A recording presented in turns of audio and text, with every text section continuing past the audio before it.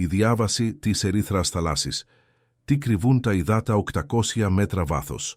Υποθαλάσσια τείχη που κατακρημνίζονται κατακόρυφα σαν ανεστραμμένοι γκρεμοί, ρεύματα που παρασύρουν εξοπλισμούς και συγχέουν ακόμη και έμπειρους δίτες.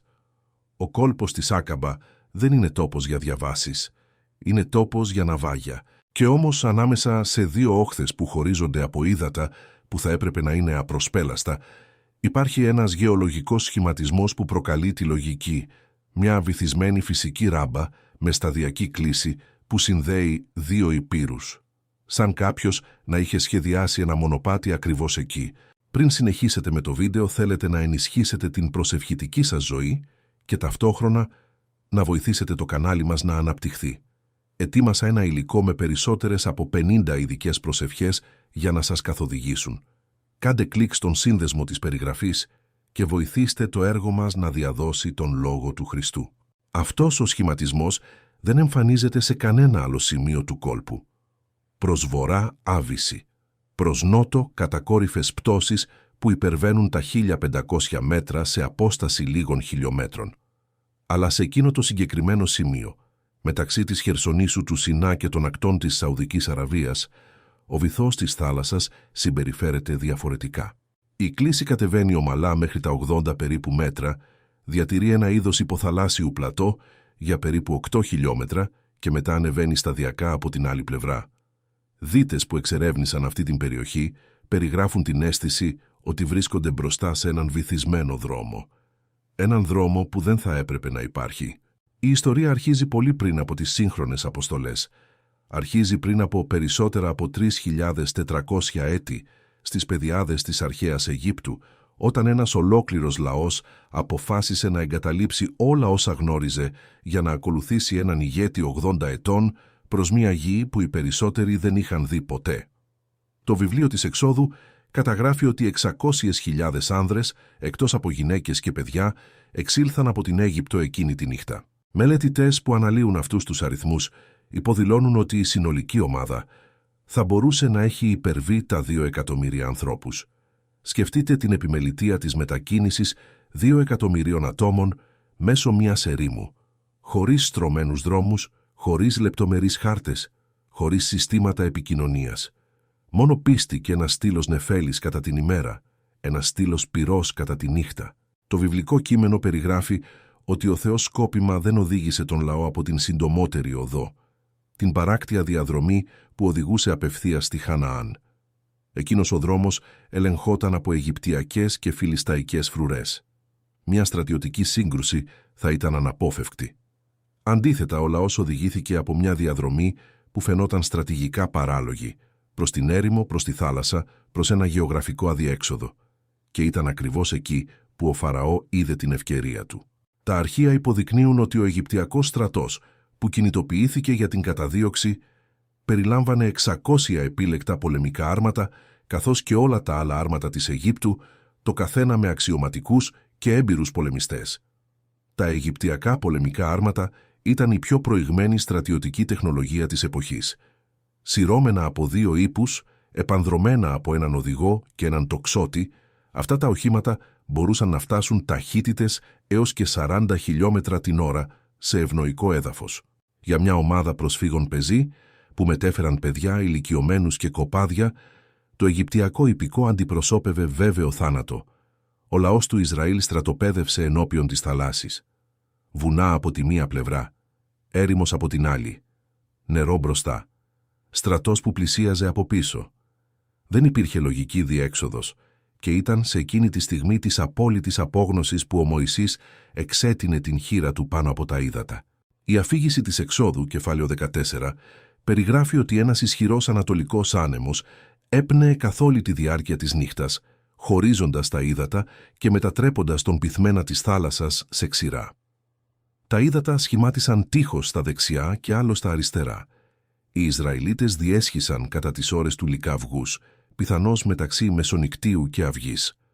Όταν ο Αιγυπτιακός στρατός προσπάθησε να ακολουθήσει την ίδια οδό, οι τροχοί των αρμάτων τους άρχισαν να βυθίζονται.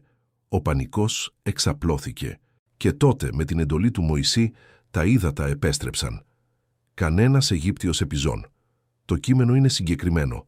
Ούτε ένας στρατιώτης δεν απέμεινε. Για αιώνες αυτή η αφήγηση αντιμετωπιζόταν αποκλειστικά ως ζήτημα πίστης. Οι κοσμικοί ιστορικοί την κατέτασαν ως ιδρυτικό μύθο.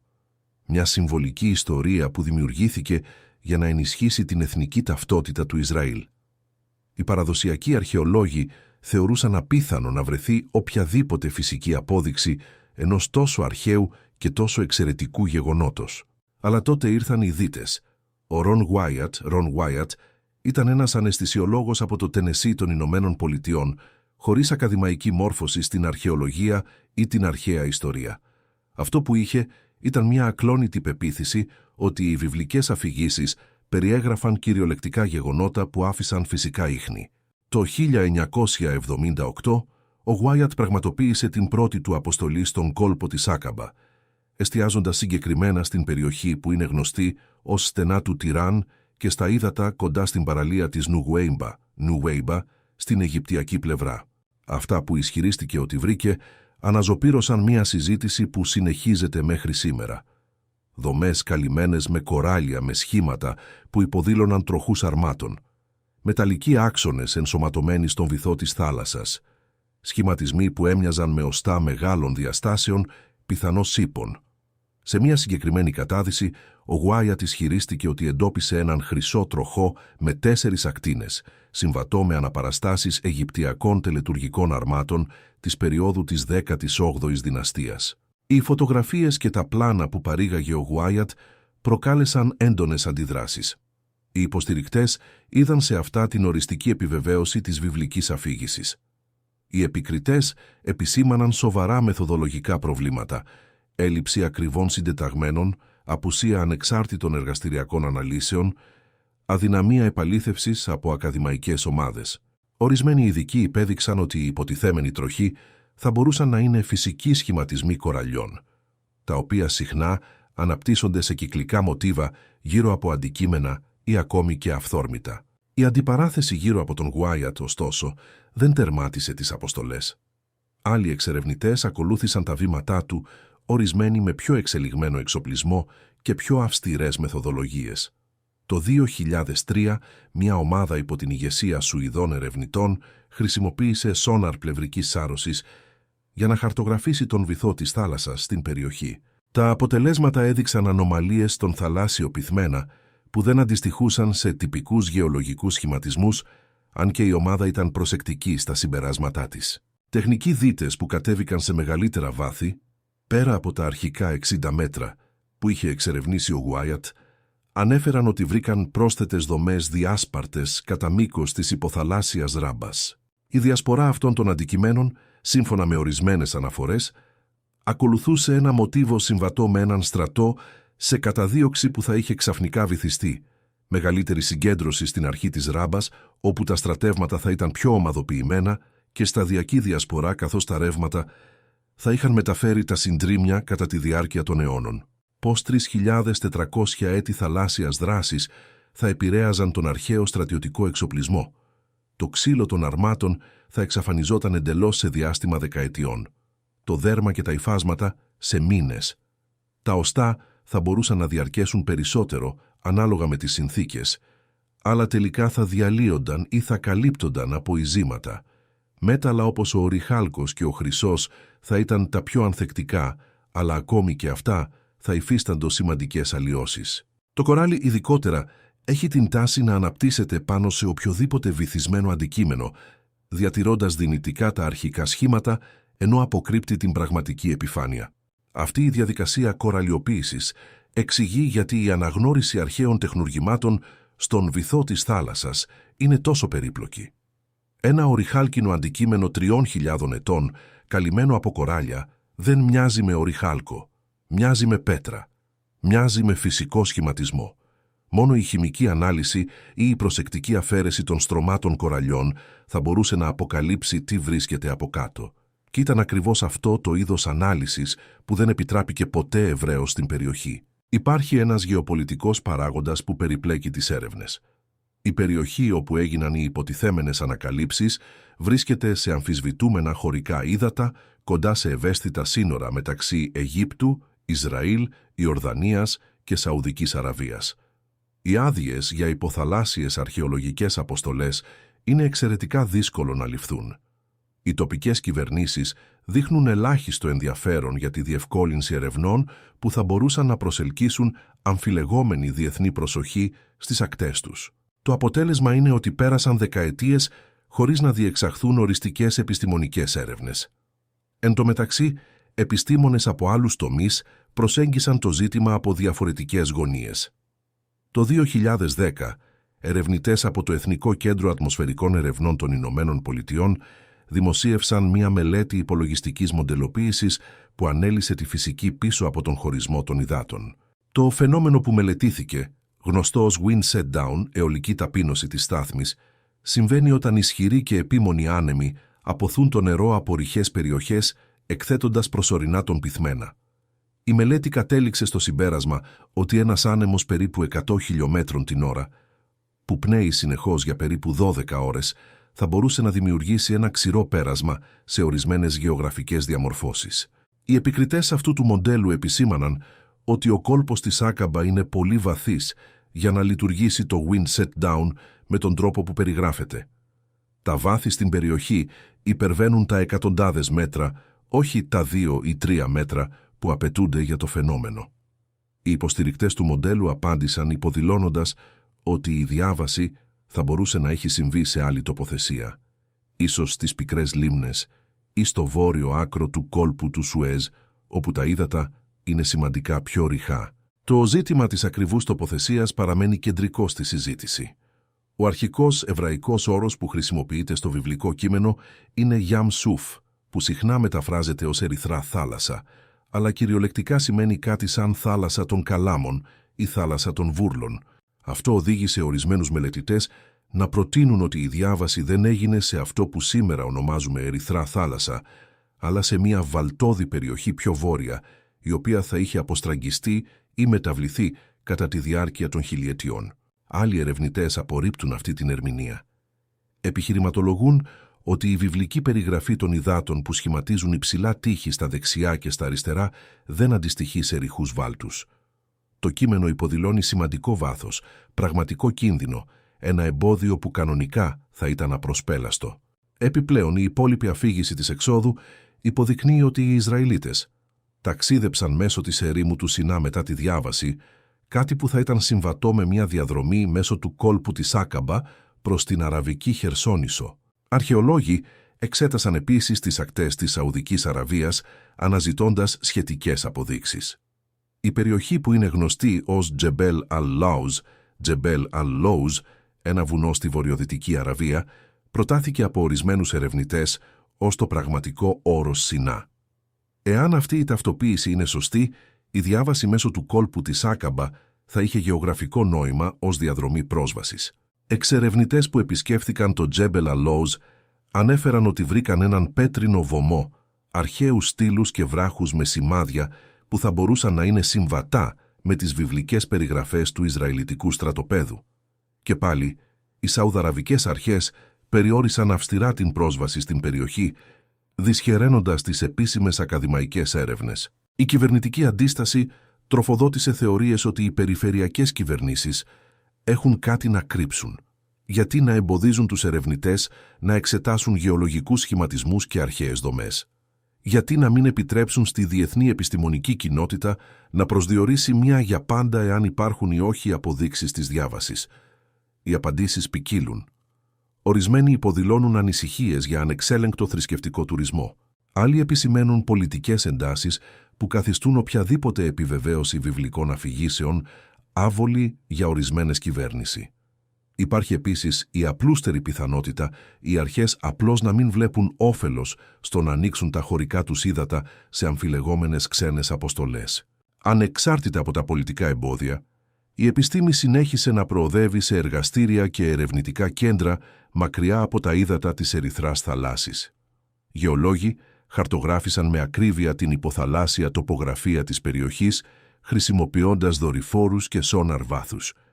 Αυτοί οι χάρτες επιβεβαίωσαν την ύπαρξη του σχηματισμού ράμπας που τράβηξε τόσο πολύ την προσοχή των εξερευνητών. Η υποθαλάσσια ράμπα της Νουγκουέιμπα, όπως έγινε γνωστή, παραμένει μια γεωλογική ανομαλία που δεν έχει αντίστοιχο σε άλλα μέρη του κόλπου. Ωκεανογράφοι μελέτησαν τα ρεύματα, τις θερμοκρασίες και τα μοτίβα ειζηματογένεσης του κόλπου της Άκαμπα. Ανακάλυψαν ότι η περιοχή διαθέτει μοναδικά χαρακτηριστικά που θα μπορούσαν θεωρητικά να διατηρήσουν ορισμένους τύπους τεχνουργημάτων καλύτερα από άλλες θαλάσσιες περιοχές. Η υψηλή αλατότητα, οι χαμηλές θερμοκρασίες στα βάθη και η σχετική έλλειψη ορισμένων οργανισμών αποδόμησης δημιουργούν συνθήκες που διαφέρουν σημαντικά από τους ανοιχτούς ωκεανούς. Οι ιστορικοί από την πλευρά τους εξέτασαν αιγυπτιακά αρχεία αναζητώντας αναφορές στη στρατιωτική καταστροφή που περιγράφεται στη βίβλο. Τα αποτελέσματα ήταν ασαφή. Η αρχαία Αίγυπτος είχε μια καλά τεκμηριωμένη παράδοση να παραλείπει τις στρατιωτικές ήττες από τα επίσημα αρχεία της. Οι Φαραώ θεωρούνταν θεϊκοί και η παραδοχή μιας καταστροφής τέτοιου μεγέθους θα ήταν αδιανόητη. Εάν ένας ολόκληρος στρατός χάθηκε στην Ερυθρά θάλασσα, είναι πιθανό οι Αιγύπτιοι γραφείς απλώς να μην κατέγραψαν το γεγονός ή να το περιέγραψαν με τόσο κρυπτικό τρόπο που να καθίσταται μη αναγνωρίσιμο. Υπάρχει ωστόσο μια ενδιαφέρουσα χρονολογική ανομαλία. Η περίοδος που συνήθως συνδέεται με την έξοδο κατά τη διάρκεια της βασιλείας του Ραμσή Β ή πιθανώς του προκατόχου του συμπίπτει με σημαντικές αλλαγές στην Αιγυπτιακή στρατιωτική πολιτική. Τα αρχεία υποδεικνύουν μια προσωρινή μείωση των επεκτατικών εκστρατιών και μια περίοδο αναδιοργάνωσης των ενόπλων δυνάμεων. Ορισμένοι ερευνητές πρότειναν ότι αυτή η παύση θα μπορούσε να είναι συμβατή με την απώλεια ενός σημαντικού μέρους του στρατού, αν και υπάρχουν επίσης εναλλακτικές εξηγήσεις. Το ζήτημα των πληγών που προηγήθηκαν της εξόδου έλαβε επίσης επιστημονική προσοχή. Ερευνητές πρότειναν φυσικές εξηγήσεις για αρκετά από τα περιγραφόμενα φαινόμενα. Πολλαπλασιασμός κόκκινων φυκών που θα καθιστούσαν το νερό του Νείλου κοκκινοπό και τοξικό, οδηγώντας στον θάνατο των ψαριών, πολλαπλασιασμός εντόμων, ασθένειες στα κοπάδια. Η έκρηξη του ηφαιστείου της θύρας της σημερινής Σαντορίνης προτάθηκε ως πιθανή αιτία κλιματικών διαταραχών που θα μπορούσαν να εξηγήσουν το παρατεταμένο σκοτάδι και άλλα φαινόμενα. Αυτές οι θεωρίες, ακόμη και όταν είναι εύλογες, δεν αποδεικνύουν ούτε διαψεύδουν τη βιβλική αφήγηση. Απλώς καταδεικνύουν ότι ορισμένα στοιχεία θα μπορούσαν να έχουν εξηγήσεις εντός των γνωστών φυσικών νόμων. Για πολλούς πιστούς, η αναζήτηση φυσικών εξηγήσεων χάνει το κεντρικό σημείο. Εάν ο Θεός είναι παντοδύναμος, επιχειρηματολογούν, δεν υπάρχει ανάγκη για φυσικούς μηχανισμούς για την εξήγηση των θαυμάτων.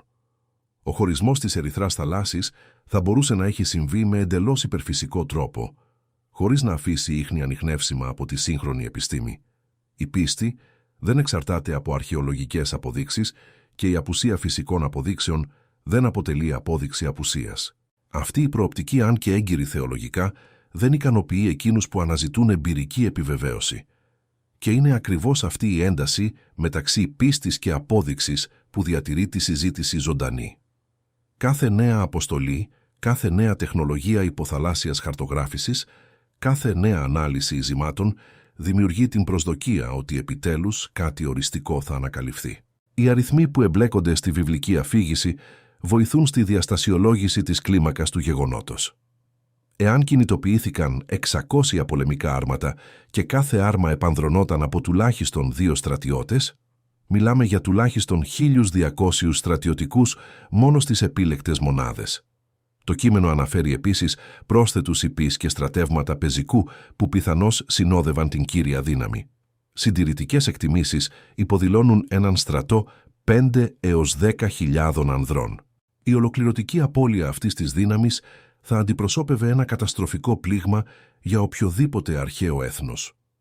Όσον αφορά το λαό του Ισραήλ, η διάβαση 2 εκατομμυρίων ανθρώπων μέσω ενός περάσματος στη θάλασσα, ακόμη και αν ήταν ευρύ, παρουσιάζει εντυπωσιακές προκλήσεις επιμελητείας.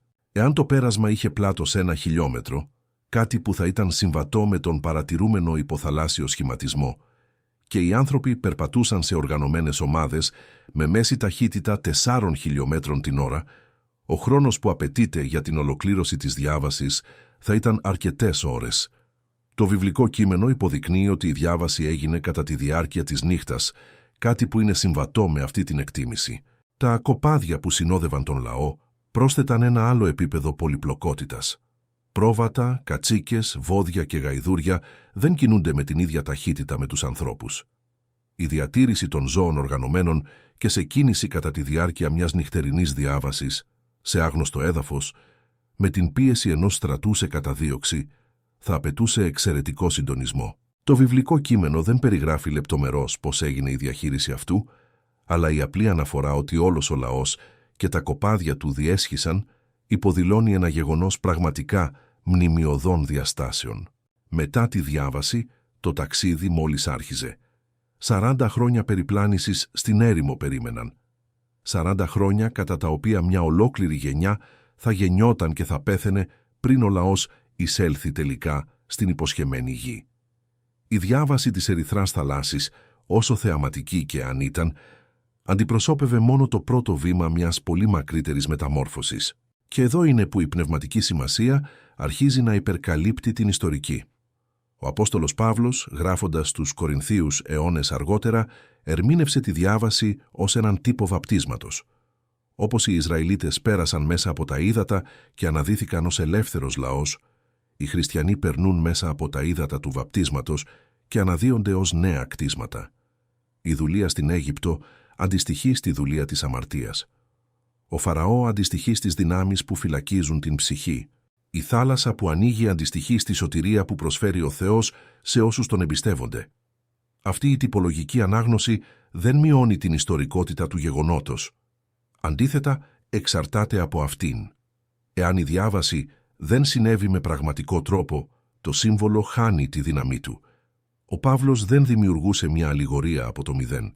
Αναγνώριζε θεϊκά μοτίβα σε ιστορικά γεγονότα, δείχνοντας πως ο Θεός ενεργεί με συνεπείς τρόπους ανά τους αιώνες. Το ίδιο μοτίβο εμφανίζεται σε άλλα μέρη της Καινής Διαθήκης. Η επιστολή του Πέτρου αναφέρει τον κατακλυσμό του Νόε ως προτύπωση του βαπτίσματος. Η επιστολή προς Εβραίους παρουσιάζει όλο το θυσιαστικό σύστημα της Παλαιάς Διαθήκης ως σκιά των ουρανίων πραγματικοτήτων που εκπληρώθηκαν εν Χριστώ. Η διάβαση της ερυθράς θαλάσσης εντάσσεται σε αυτή τη δομή ως ένα από τα θεμελιώδη γεγονότα που αποκαλύπτουν τη λυτρωτική φύση του Θεού. Πέρα από τις θεολογικές ερμηνείες, υπάρχει ένας αναμφισβήτητος πολιτισμικός αντίκτυπος. Η διάβαση της ερυθράς θαλάσσης έγινε παγκόσμιο σύμβολο απελευθέρωσης.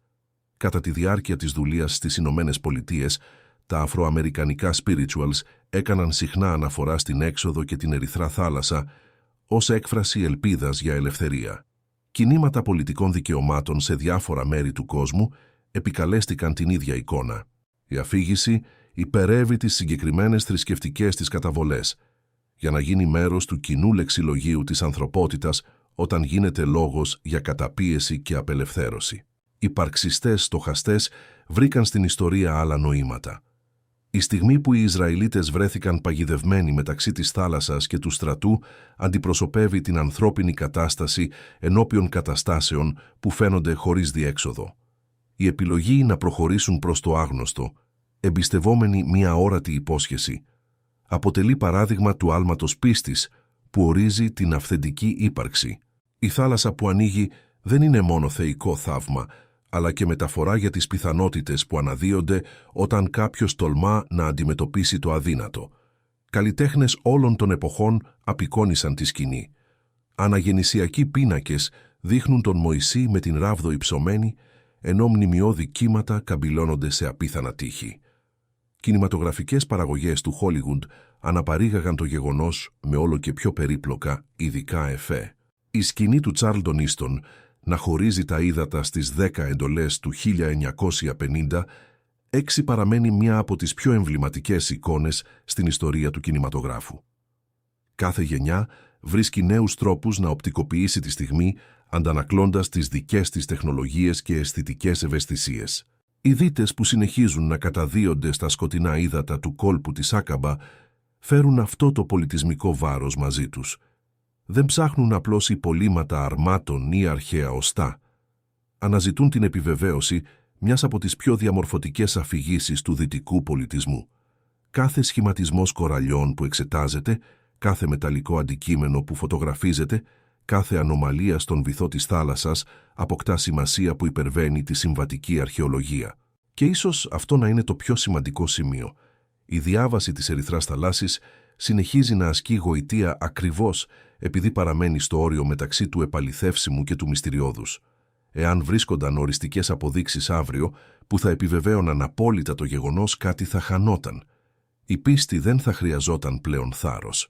Η αμφιβολία δεν θα είχε πλέον αντικείμενο.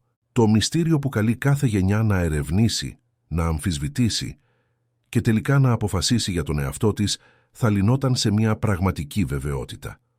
Από την άλλη πλευρά, εάν οριστικές αποδείξεις διέψευδαν οριστικά την αφήγηση, χιλιάδες χρόνια θρησκευτικής παράδοσης θα αντιμετώπιζαν μια άνευ προηγουμένου κρίση.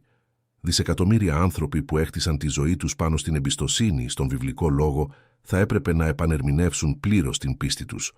Ο πολιτισμικός αντίκτυπος θα ήταν σεισμικός. Είναι πιθανό η αλήθεια να είναι προορισμένη, να παραμείνει βυθισμένη κυριολεκτικά και μεταφορικά.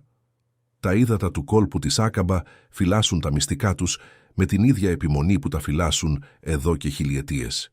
Σχηματισμοί κοραλιών συνεχίζουν να αναπτύσσονται πάνω σε ό,τι κι αν βρίσκεται στον βυθό. Ρεύματα συνεχίζουν να ανακατανέμουν τα ειζήματα. Ο χρόνος συνεχίζει το έργο του της διάβρωσης και της απόκρυψης. Αλλά η ιστορία παραμένει ζωντανή επειδή δεν εξαρτάται μόνο από φυσικές αποδείξεις. Ζει στη μνήμη κοινοτήτων που τη μεταδίδουν από γενιά σε γενιά.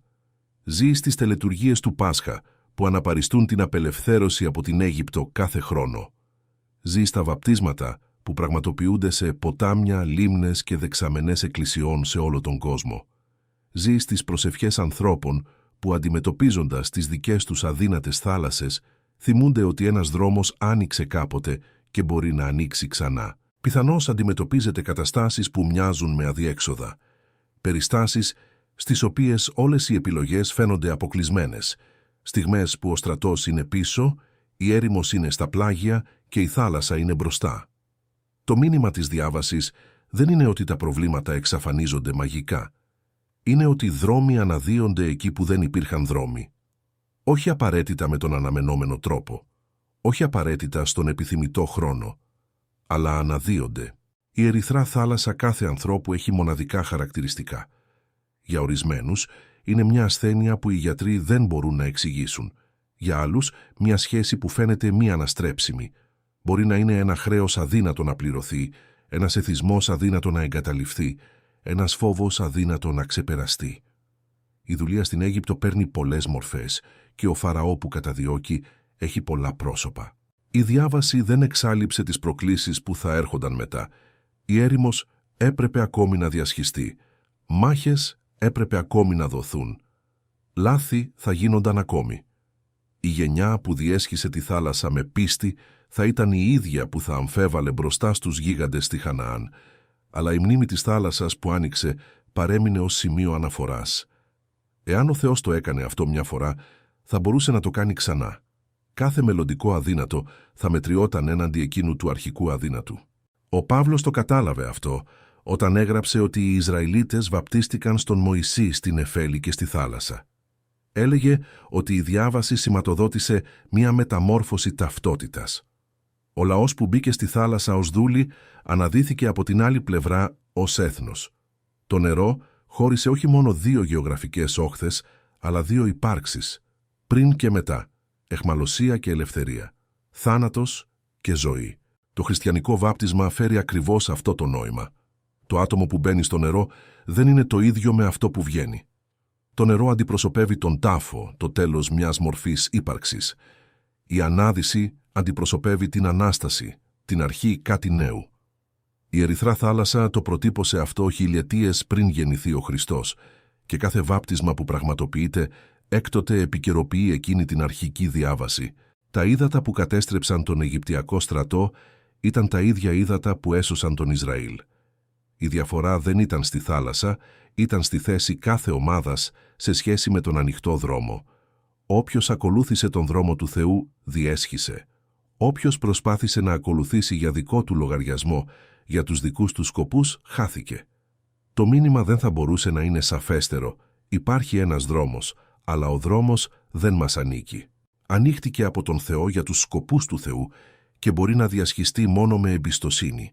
Όταν οι τελευταίοι Ισραηλίτες ανέβηκαν στην απέναντι όχθη και κοίταξαν πίσω, αυτό που είδαν ήταν η θάλασσα να επιστρέφει στην κανονική της θέση. Κανένα ίχνος του δρόμου δεν παρέμενε ορατό. Κανένα μνημείο δεν σημάδευε το ακριβές σημείο. Η μόνη απόδειξη ήταν η κοινή μνήμη ενός ολόκληρου λαού και τα σώματα ενός στρατού στον βυθό των υδάτων. Απόδειξη αρκετή για όποιον ήταν εκεί. Ζήτημα πίστης για όλες τις επόμενες γενιές. Και έτσι παραμένει. Οι αποστολές μπορούν να συνεχιστούν. Τα σόναρ μπορούν να χαρτογραφούν. Οι δίτες μπορούν να κατεβαίνουν όλο και πιο βαθιά. Αλλά το κεντρικό ζήτημα δεν ήταν ποτέ η αρχαιολογία. Ήταν η εμπιστοσύνη. Ήταν η απόφαση να προχωρήσει κανείς προς το αδύνατο όταν η μόνη εναλλακτική είναι να παραμείνει δούλος. Ήταν το να πιστεύει κανείς ότι υπάρχει μια δύναμη μεγαλύτερη από θάλασσες και Φαραώ, μεγαλύτερη από περιστάσεις και περιορισμούς, μεγαλύτερη από όλα όσα φυλακίζουν την ανθρώπινη ψυχή. Το τι πραγματικά συνέβη εκείνη την ημέρα παραμένει υποσυζήτηση μεταξύ ακαδημαϊκών, ερευνητών και θεολόγων. Αλλά το τι σημαίνει το γεγονός είναι διαθέσιμο σε οποιονδήποτε είναι πρόθυμος να διασχίσει τη δική του θάλασσα. Τα ύδατα που φαίνονταν εμπόδιο αποκαλύπτονται ως δρόμος. Το τελικό εμπόδιο γίνεται πύλη για μια νέα ζωή. Και από την άλλη πλευρά, εκεί όπου η δουλεία δεν μπορεί πλέον να φτάσει, το πραγματικό ταξίδι επιτέλους αρχίζει. 3.400 έτη μετά, τα ύδατα του κόλπου της Άκαμπα συνεχίζουν να φυλάσσουν τα μυστικά τους. Σχηματισμοί κοραλιών αναπτύσσονται σιωπηλά στο σκοτάδι. Ρεύματα μετακινούν ειζήματα από τη μία πλευρά στην άλλη. Και κάπου, ίσως στα 80 μέτρα βάθος, ίσως ακόμη βαθύτερα, μπορεί να υπάρχει ό,τι απέμεινε από έναν στρατό που καταδίωξε το αδύνατο και βρήκε το τέλος του στα ίδια ύδατα που έδωσαν ζωή σε έναν ολόκληρο λαό. Αλλά η πιο σημαντική απόδειξη δεν βρίσκεται στον βυθό της θάλασσας. Βρίσκεται στις ζωές που μεταμορφώθηκαν κατά τη διάρκεια των χιλιετιών. Βρίσκεται στις κοινότητες που γιορτάζουν την απελευθέρωση κάθε άνοιξη. Βρίσκεται στα τραγούδια ελπίδας που ψάλλονται από καταπιεσμένους σε όλες τις εποχές. Βρίσκεται στην πίστη που τολμά να κοιτάξει τη θάλασσα και, αντί να δει εμπόδιο, να δει δρόμο. Βρίσκεται σε εσάς όταν επιλέγετε να προχωρήσετε. Για να μας βοηθήσετε να συνεχίσουμε να παράγουμε αυτά τα ντοκιμαντέρ και τις βιβλικές ιστορίες, σκεφτείτε να αποκτήσετε το e-book μας με περισσότερες από 50 προσευχές. Είναι ένας τρόπος να ευλογήσετε αυτό το έργο και ταυτόχρονα να έχετε έναν πνευματικό οδηγό για την πορεία σας. Ο σύνδεσμος για να εξασφαλίσετε το δικό σας βρίσκεται στην περιγραφή. Μέχρι το επόμενο βίντεο.